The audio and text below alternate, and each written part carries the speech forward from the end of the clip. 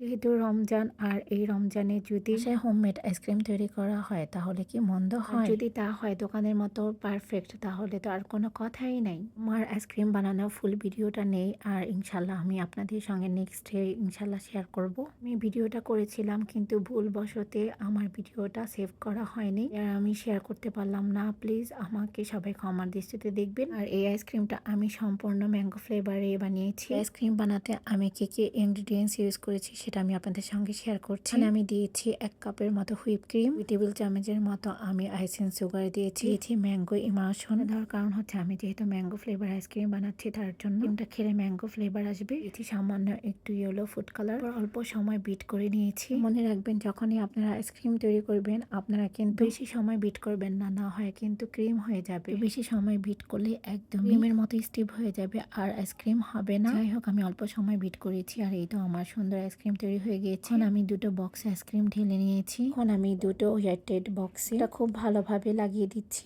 আর এরপরে আমি ফ্রিজে সংরক্ষণ করব প্রায় থেকে 8 ঘন্টা পর্যন্ত। তাহলে আমার আইসক্রিমটা তুমি দোকানের মতো পারফেক্ট মানের আইসক্রিম হবে ইনশাল্লাহ। এই তো এখন আমি ডিপ ফ্রিজটা খুলে নিচ্ছি আর এরপরে আমি দুটো বক্স আইসক্রিমের ফ্রিজে রেখে দিচ্ছি আর এই আইসক্রিমটা আমি 7 থেকে 8 ঘন্টা তুমি ফ্রিজে হাত দিব না। আর এই তো এখন আমি আইসক্রিমগুলো ফ্রিজে রেখে দিচ্ছি আর 7 থেকে 8 ঘন্টা পর ইনশাল্লাহ আমি আপনাদের সঙ্গে শেয়ার করব। অলমোস্ট আমার 7 থেকে 8 ঘন্টা হয়ে গিয়েছে। আমি এখন বের করে নিয়েছি ফ্রিজ থেকে। আইসক্রিমের উপরে কিছু টুটি ফুটি দিয়েছি আর কিছু চকলেট চিপস দিয়ে দিয়েছিলাম। এই তো দেখুন আমি এখন আইসক্রিমটা নামিয়ে আমি 3 জন খেয়েছি আর একজন এসেছিল ওনাকেও দিয়েছি। পুরো পারফেক্ট মানের আইসক্রিম হয়েছে, দেখতেই তো পারছেন। আলহামদুলিল্লাহ, কেউ তো বিশ্বাসই করছে না যে আমি এই আইসক্রিম বানিয়েছি। খুব প্রশংসা করেছে। আমার ভিডিওটা ভালো লেগে থাকে লাইক কমেন্ট এন্ড শেয়ার করে থাকবেন সবাই। আল্লাহ হাফিজ।